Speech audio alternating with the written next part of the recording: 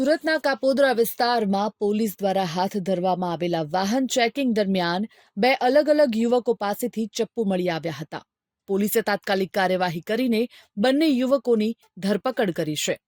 આ બંને અસામાજિક તત્વો પાસેથી ચપ્પુ મળ્યું હોવા છતાં પણ બંને પોલીસ સાથે દાદાગીરી કરી હતી અને અપશબ્દો બોલીને પોલીસને જ કાયદો શીખવાડવા લાગ્યા હતા.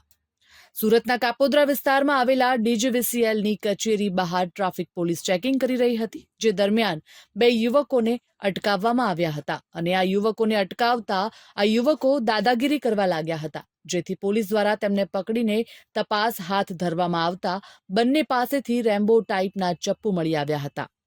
ચપ્પુ કબજે કરીને પોલીસે બંને અસામાજિક તત્વોને પકડી પાડ્યા છે અને પોલીસને અપશબ્દો બોલી કાયદો શીખવાડવા લાગતા પોલીસ સાથે રોફ જમાવવાની કોશિશ કરતા જાણે કે તેમને પોલીસનો કોઈ ખૌફ જ ન હોય તેવા દ્રશ્યો સર્જાયા હતા.